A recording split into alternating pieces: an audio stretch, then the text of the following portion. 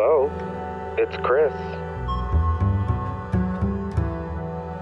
Hello, everybody, and welcome to Chris vs. the People. I am freshly off of a flight. Like, I literally got home maybe 35 minutes ago. I was in LA all week shooting something that is, like, actually incomprehensible. Maybe I'll get into it a little on the after show.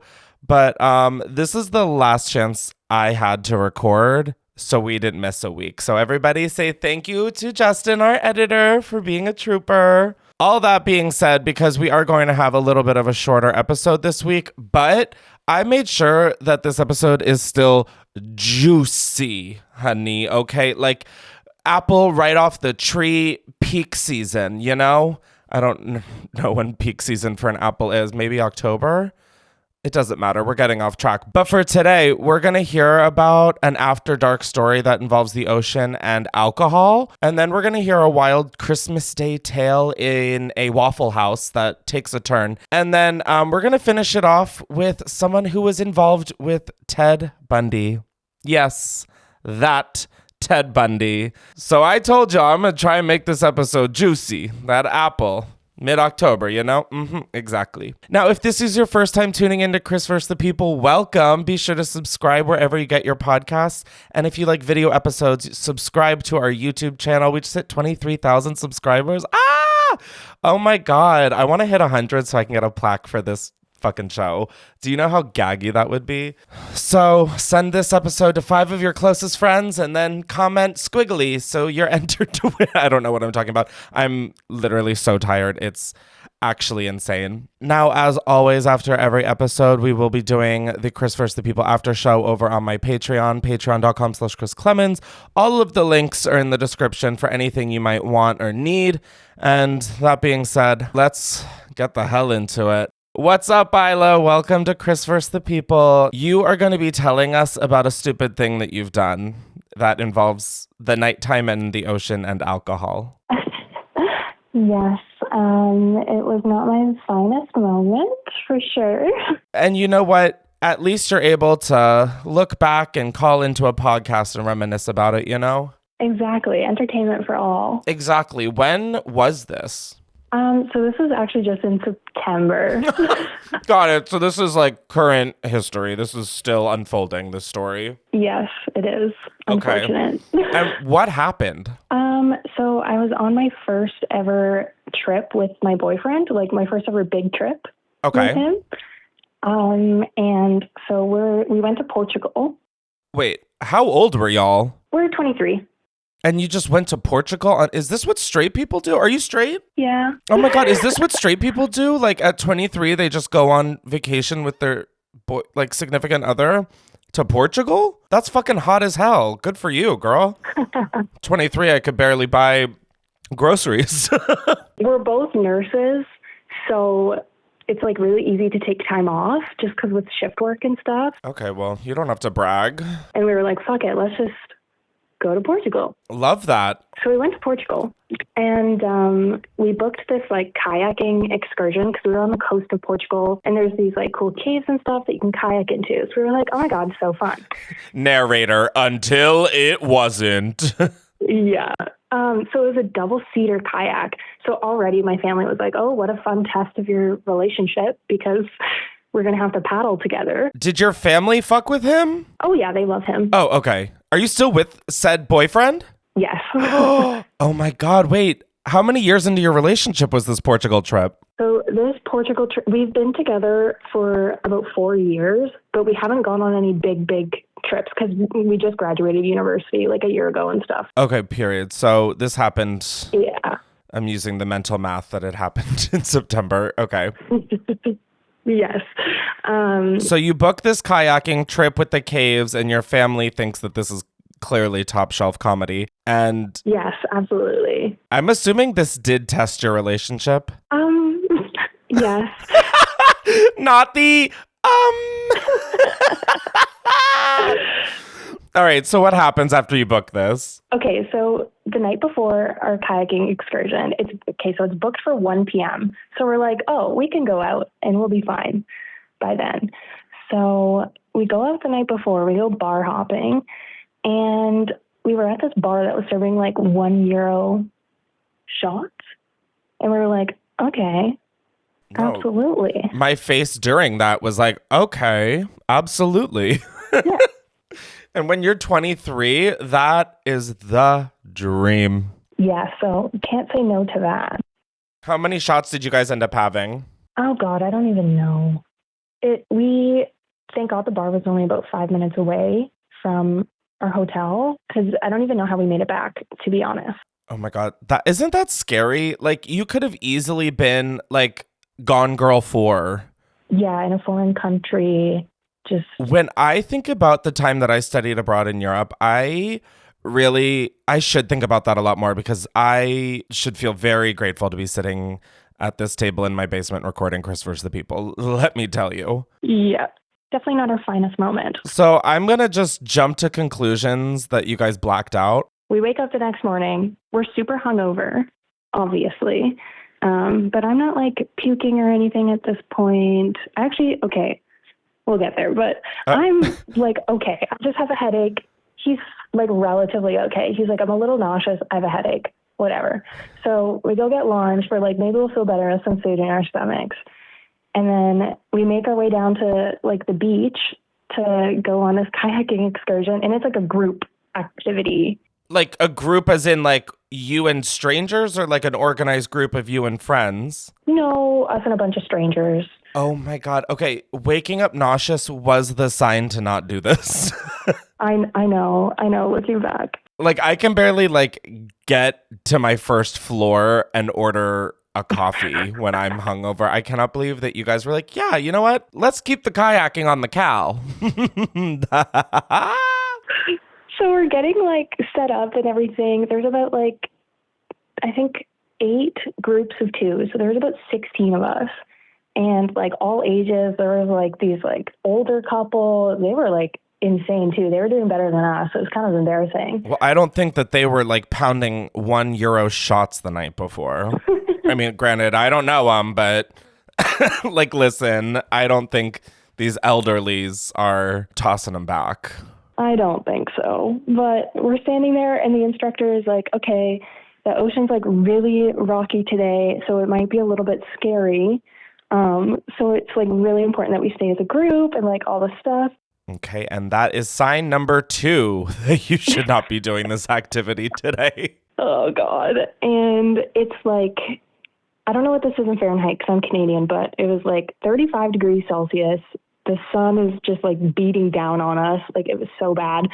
So we make our way out. Everything's fine. We get out to like the middle of the ocean. We're paddling along. My boyfriend is sitting behind me in the kayak because whoever's like taller and bigger has to sit in the back for like weight reasons or whatever. I don't know. Oh my God, I fear of what is coming next. Yeah. So he's sitting behind me. I can't see him. We're paddling. I'm fine. I'm a little nauseous, but like I'm having fun. It's really wavy. It's a little freaky, but I'm like, oh, when am I ever going to be in the ocean in Portugal again? So, we're paddling along, whatever. And we're like out in the ocean at this point. Like we're not close to the shore or anything. Like there's no turning. Are you still close to like your group? Oh, yeah. Oh, okay. So the group is all together. Okay, work. Relatively. And then I hear my boyfriend behind me go, oh no. And then I just hear like liquid, like hitting the kayak, like, and just like the sound of just, The sound. The sound.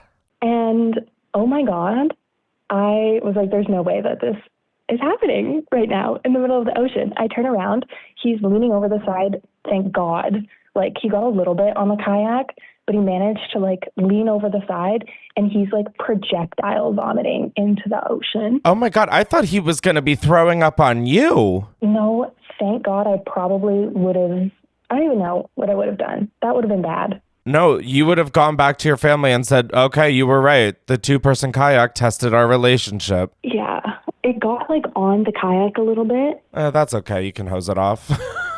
I don't think any got on me. I don't know. I was like, it was wavy. There was water everywhere. Could have. Who knows? But by the time I turned around, he was leaning over the side. So he pukes for like it was bad. And then he's like, okay, I think I'm fine. Other people around us like don't really notice because everyone's trying to just like also throw up. So he's like, oh, I'm fine. He was not fine. They never are. Men are always like, I'm fine. And then it's like, says the most unfine person. Yeah. So it was like a 2-hour-long excursion, and he must have puked like 5 times. And it kind of set off like a little bit of a chain reaction. And then other people in our group were fucking puking everywhere. And the instructors were so unfazed. They were like, oh, free fish food for these little fish. Like they weren't even concerned. So your boyfriend started a local trend of just vomiting off the side of a kayak? Yep. How many people out of like the 16 were throwing up? I would say like at least 5 or 6 people. Holy shit. That is like I've never heard of anything like that in my life before. Oh my God. That feels like an Adam Sandler movie or something. Oh God. And meanwhile, I'm sitting in the front, basically doing all the work, paddling, trying to keep us with the group because my boyfriend is just unwell. He's dead weight in the back of the kayak. Yeah. But I mean, what a girl boss moment, you know? No, such a girl boss moment. But like, if the instructors want to talk nice little fish food for the fishies, let's throw him overboard and make our load lighter. They thought it was funny, to be honest, I think. If I were an instructor, well, I mean, I would also probably be one of the people chain reacting, throwing up. But I too would find that funny if I wasn't throwing up. Wow. And then how was afterwards? Did you make lifelong friends? Oh yeah, we met these like there was these 2 girls from like, where was it? Somewhere in like Norway or something. And the one girl got like violently ill, and she looked like green, like it was really bad. So I felt really bad for her. And like, I don't know, I'm a nurse, so it's just like natural instinct to like chat with these people, make sure they're okay. But yeah, they were fun. They were great. She was chill after. She was fine. But you're like, we went out and did some shots after kayaking. Yeah, no, we did not drink after that for like another 2 days because we were a little traumatized. That is a lesson well learned. We found something though, instead of drinking. So apparently weed is like illegal there. Yeah. Well, it's like decriminalized, but it's like not legal for like recreational use. Oh. But that night we were walking on the beach and this random man was like, do you guys smoke weed? And we were like, yeah. And he had like pre-rolled joints. So then we just did that night instead of drinking, and it was much better. Girl. I know, probably not a smart idea, but we were fine. The night before, you black out to the point where your boyfriend is still bubbling over the next day, and that night you guys find a man on the beach and take his weed and smoke it? Yeah. Oh, honey, you smoked oregano. Like, you did not smoke marijuana. It wasn't the best. No, I'm sure it wasn't. It was like Italian seasoning, I'm sure. Probably. Like a guy in Washington Square Park in New York. It's like, hey, I got drugs. And then you get it and it's basil. Yeah. Like, what the fuck? It smelled like a little bit like weed. Oh. It was probably like a mixture. I don't know. Weed should literally only smell like weed. It shouldn't smell a little bit like it. God, I know. Wow. Isla, you are just a funny little one. And it doesn't end here, though, because we're actually going to be talking to you on the after show. Now, you mentioned you're a nurse, and we are talking about the wildest thing you have seen in your career. And yes. I know what the wildest thing is, and no one is ready for this jelly. Let me fucking tell you. So I will call you a little bit later for the after show. And yeah, I'll talk to you later.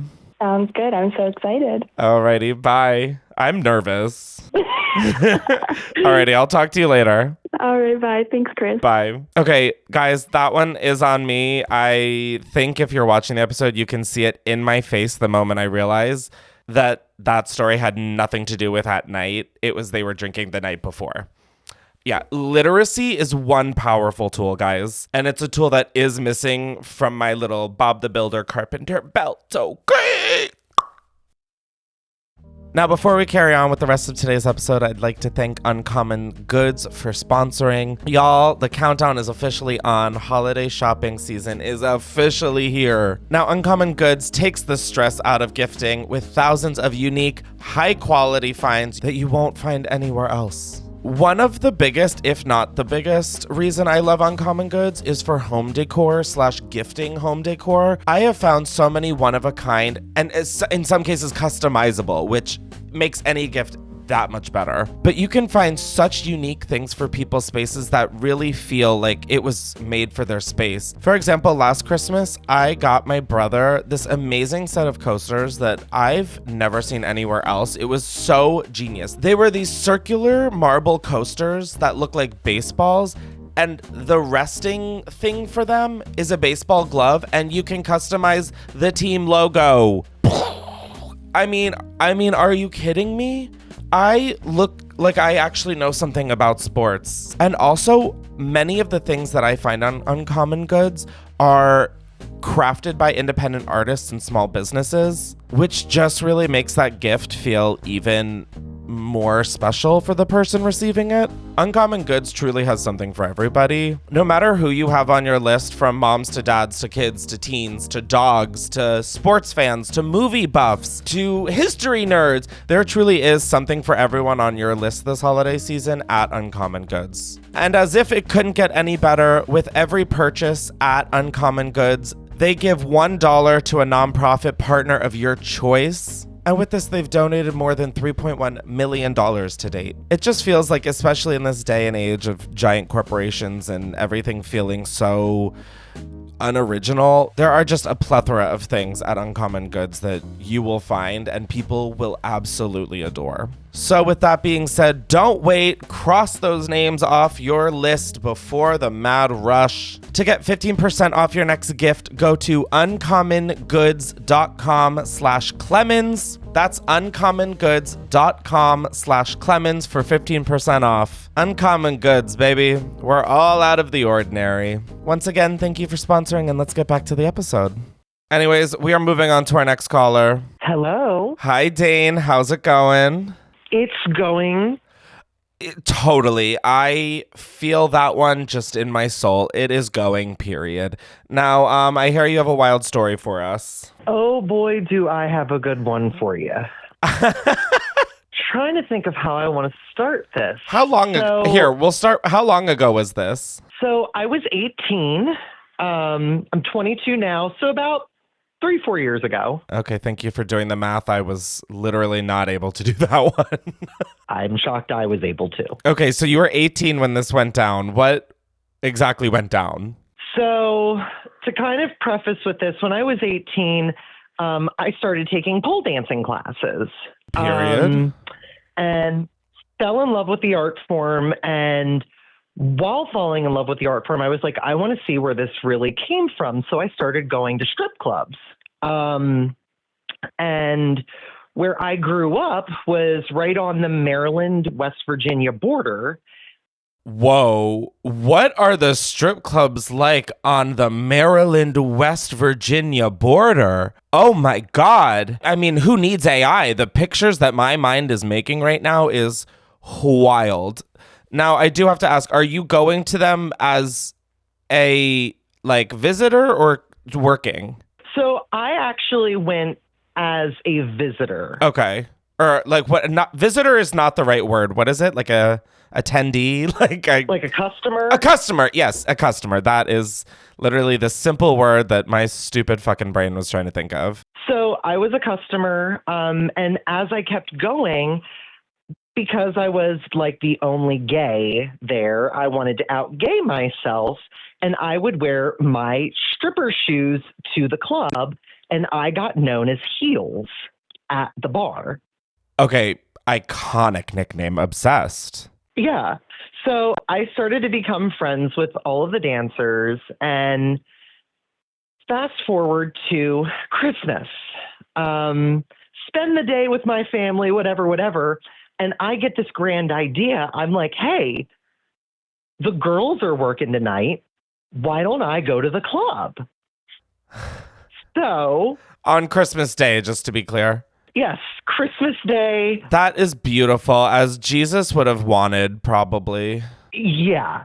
So I say to myself, let me go visit my girlfriends, see what's going on. Don't plan on staying long. Any place that you're going to and you say, I don't think I'm going to stay long, be prepared to stay for the rest of your fucking life. Yeah.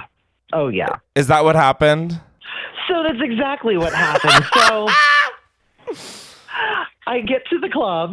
It's about midnight, 11 o'clock, 11:30. Okay, so Jesus's birthday is freshly over. Basically, yeah. Period. And as you would suspect, nobody is there.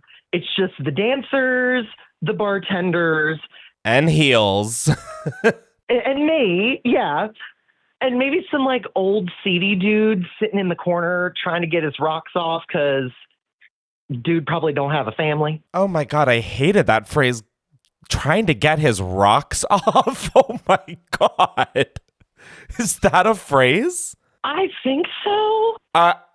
So that is just so violently visual. Anyways, okay.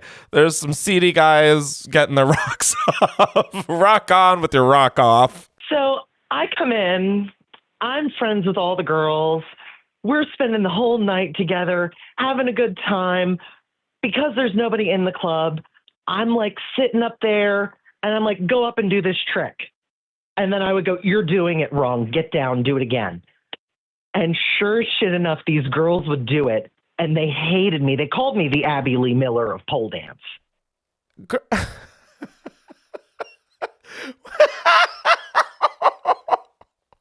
This is fucking crazy. Like, first, your name is Heels because you're bringing in your shoes every day. And then now you're the Abby Lee Miller of the strip club. Basically, yeah. This is...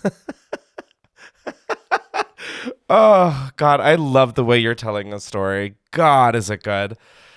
All right, so Abby, what happened next? It only goes up from here, Chris. So we were all having a good time. It's about like 3 o'clock. That's when the club closes. And two of my good girlfriends, they come up to me. They're like, hey, we're all going to Waffle House. You're coming. It's not like, hey, do you want to come? It was a, no, you're coming with us. Yeah, it was a period, not a question mark. Exactly. So instead of being like, no, it's late, I'm going to go home. Oh, hell no. We're going to keep this party going. So I drive from the club. It's about 15 minutes to Waffle House. Okay. Now, mind you, both of the girls had designated drivers, and basically I was one of the only sober people at this excursion. Including the designated drivers? Basically, yeah, we're the only sober people. And then we have the two lovelies girls whose names I will not mention, but I'll just say one is a Powerpuff Girl's name. The other one is a Spice Girl's name. Okay, period. I love this little game of Clue. Exactly. So we walk in, and instead of being greeted with, hey, welcome to Waffle House, it's y'all better fucking behave tonight because I'm not dealing with this. Do you have a history at Waffle House? Or that was just because a rowdy group of people's coming in at 3:30 in the morning?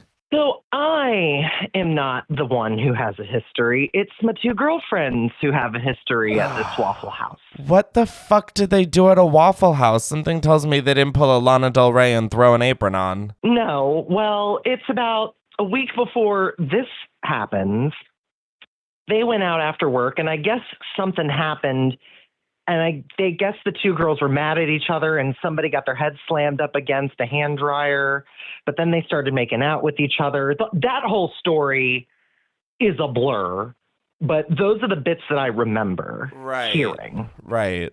So they're automatically like on high alert because here come these crazy people again. Whoop-de-doo. But this is also West Virginia, so what else can you expect? Inbreeding? Meth heads. Yeah, that too. That's a good one. I'm trying to think of what else I think of. Oh, wait, we're not playing a game. Sorry, we're getting off track. So we walk in, we get the warning. And I'm like, oh, good God, here we go. This is not going to end well. So we start off, everybody's nice. We order our food. We're behaving. People start to get a little loud. And these are all people in your group, correct? Is it an empty Waffle House? We're the only people there besides the people working behind the counter. Jesus God. Oh my God. What a setting you have set. So we're up in there and we're sitting, having a good time, just chit-chatting, going over the night and how much money everybody made and who got dances and what drama happened behind the scenes, which I really don't think was much that night. And then somebody gets the grand idea, hey, I'm going to go over to the jukebox.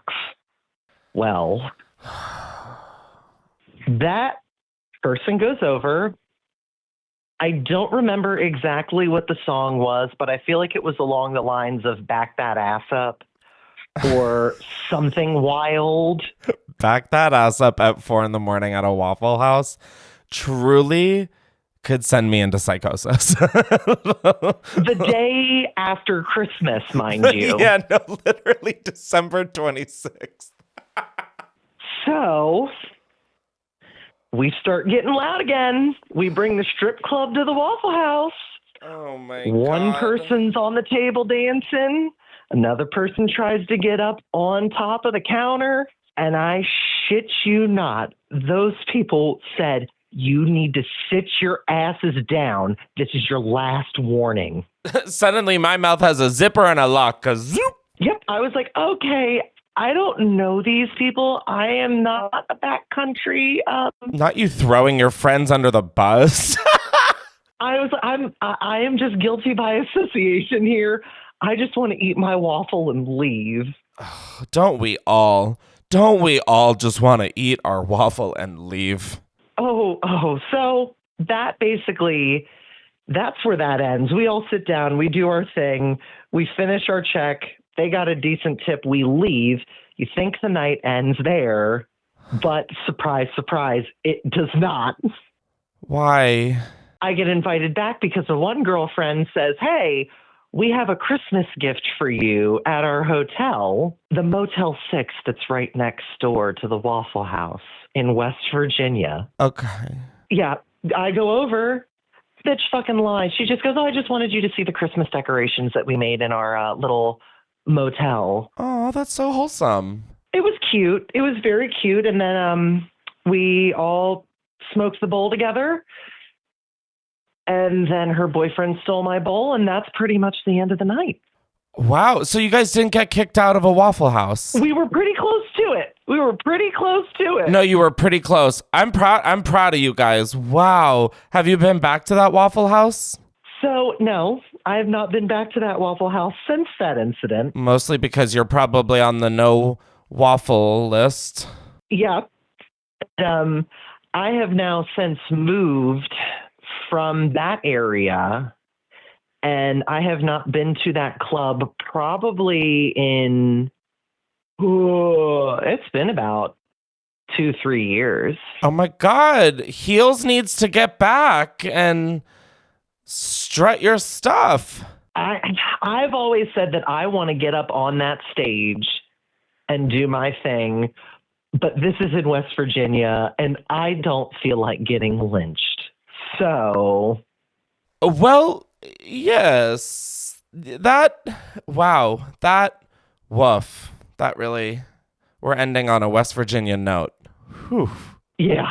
Wow. Wild and wonderful, baby. Wow. Thank you for sharing this fun little Christmas tale, a Christmas story. Absolutely. Oh my God. Wow. You and your friends scare me. Not gonna lie. You guys sound very, like, a lot of energy. You have a lot of energy.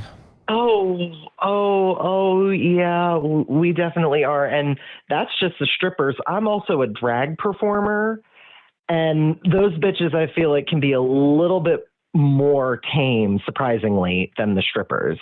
As if I didn't have any other reason to go to West Virginia, I certainly have less of a reason now. Oh, my goodness. I'm dead. Well, thank you so much for being a part of today's episode. Absolutely. I hope you have a good rest of your night, and I'm gonna say a prayer for the Waffle House staff. Oh, please do. They need it. Oh, I will. Alrighty, I'll talk to you later. Okay, bye-bye. Bye. Okay, if that were like 8 years ago for me, I would have also probably been on the counter dancing and twerking and like moving whatever white ass I have. There is something about hearing that story that this is how I know I'm 32, because I'm like, oh no, please don't make me be out till 4 a.m. Like, I don't even care if there's food involved. And that says a lot because I love a late night snack. Just the idea of being out till 3 or 4. I mean, being out till midnight feels a little outrageous. Jesus God, I do feel and sound old. And with that, we are just going to keep it moving, okay? We are on our final call, and I think this is going to be the most exciting one of the episode. Hello. Hey, Hannah. I have been looking forward all episode to this phone call because you wrote in and said, Ted Bundy tried luring your grandma before it came out that he was a serial killer. Yes. And I'm going to just stop you right here, okay? I'm going to give you the opportunity to hang up if you are fucking lying. Oh, yeah, no. This is 100% truth. My grandma's a lot of things, but she's not a liar. And suddenly she has a real Grandmas of Beverly Hills tagline. Oh my God, I'm obsessed. I'm a lot of things, but I'm not a liar. We got it. We got the shot. So I was going to say how long ago was this, but obviously during like the Ted Bundy of it all. Wait, actually. Yes. How long ago was this? So this was 1970. Oh my God, I wasn't even born yet because I'm so young. Yeah, so she was about 12 years old. Oh my God. Okay, wow. I just suddenly remembered we're talking about Ted Bundy. It like really just clicked. All right, so we've got your grandma who's 12. Yeah. Well, yeah, that sounds weird, but yes, she was 12 at the time. So basically, just to say this, she told me the story about a year ago, and I'm 27, so I'm like, hello, what took you so long? This is actually crazy. No, literally, what? Kind of weird for you to keep something like this from me, but okay. I can like barely keep it a secret when I buy someone like a gift a month out from their birthday. You're telling me she sat on the fact that she was almost a Ted Bundy victim at age 12, and she sat on that for like 50 years? Yeah, literally. I'm like, okay. But yeah, so I don't know. Ever since you started this podcast, I've just been wanting to tell the story. But oh my God, well, we're here. So how did this? I guess my first question is, how did this come up, and like, why did it come up at this specific time? Right. So she was, like I said, 12 years old. She was walking on Daytona Beach Boardwalk at midnight, which, by the way, she had no business walking at this time at that age, but it was a different time. But so she was looking for a couple of guys that she had met earlier that day. And I think she mentioned that her parents had talked their parents had talked briefly. So it wasn't like that weird. I mean, it's still weird, but not as weird as I'm making it seem. But so she was walking to meet them, and there was a man that was sitting on a bench with a cast on his arm. And so she walked by him, he kept calling her over, and she ignored it, but she just had this like bad feeling. She kept walking to find the guys that she was supposed to meet up with, and they never showed up. So she decided to walk back, and again, walking by the guy with the cast on his arm. And so he started to follow her, and then she just started running. And so when she started running, he started to chase her. And so then I'm not sure what kind of boardwalk this was, but he ended up getting into a Volkswagen, and he started chasing her by car. So she's booking, like she's like obviously like a grown man, so she's booking it. She ended up finding this like alleyway that was like not wide enough for a car to drive through. So she like eventually like he kind of just like gave up at this point, I guess. So then she told her parents like eventually, and I don't think they believed her, or they just never did anything about it. But so then like 5-6 years later, she was just watching TV and like on the news saw his face and just immediately recognized him. And it just like brought back this like trauma for her. And she saw that he drove a Volkswagen. I just Googled that. I just Googled Ted Bundy car. Yeah. And it was, you know, a Volkswagen. So yes. And he used this like sling on his arm to like lure girls into like feeling bad for him. So when she saw this on the news, by then it was over 30 women that he had allegedly killed at that time. So, yeah. And honestly, like with the timeline, it was kind of just like the time that she saw him, it was basically like, if the math is correct, it was at the beginning of his killing spree. So she could have potentially been like one of his first, but I'm not meaning to laugh. It's just the way you're like describing this is like, if the timeline adds up correctly, she would have been number one. Like, you know, I'm not good at math, but you know, I kind of just put this two and two together, and so you know, I feel like because it was so early in the beginning that's why he didn't like keep going, I guess. I don't know though.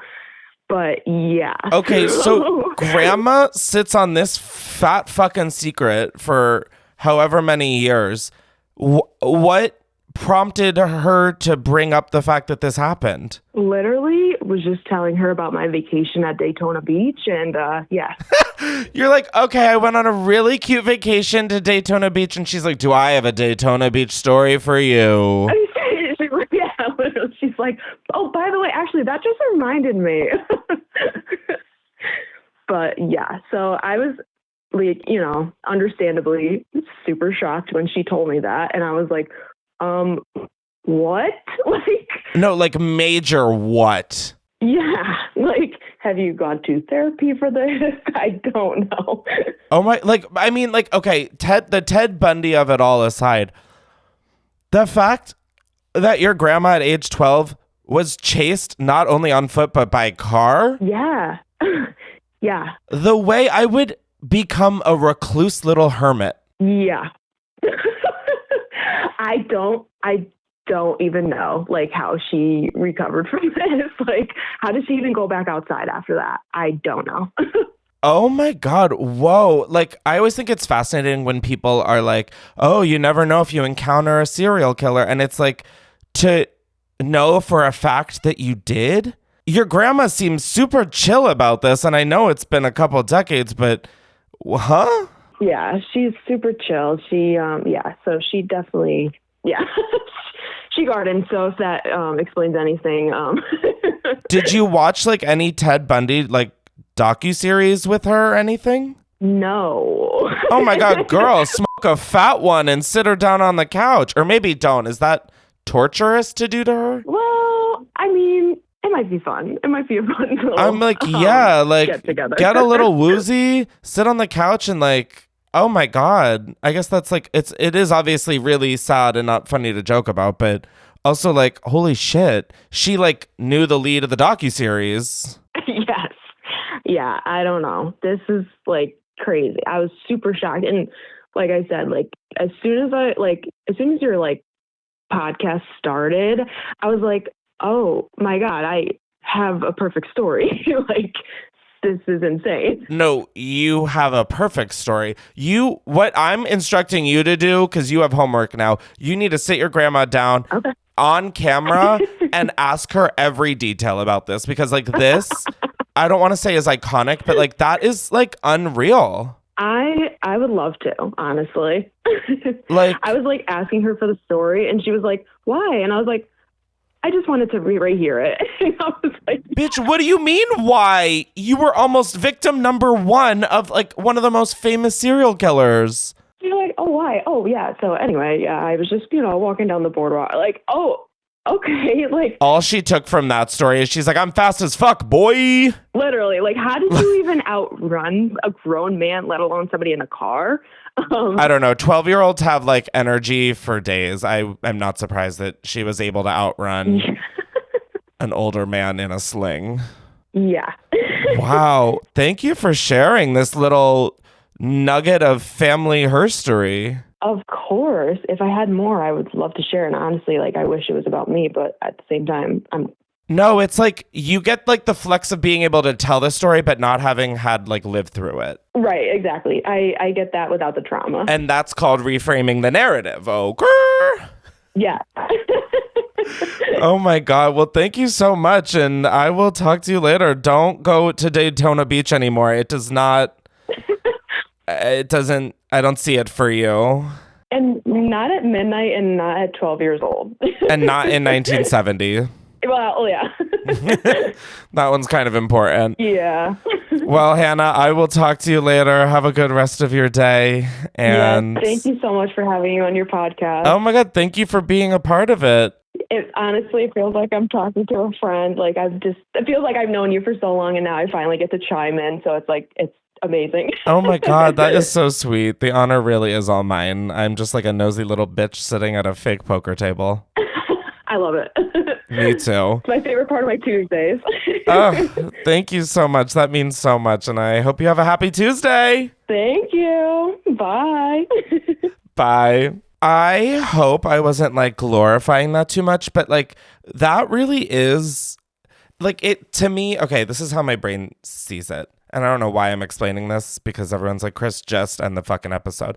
But, you know, it's like there's so few people who witnessed like World War II still alive. It's like that is such a wild time in history. And that's such a wild, specific part of history, like Ted Bundy, that it's like to know someone, one from that time, but also directly involved.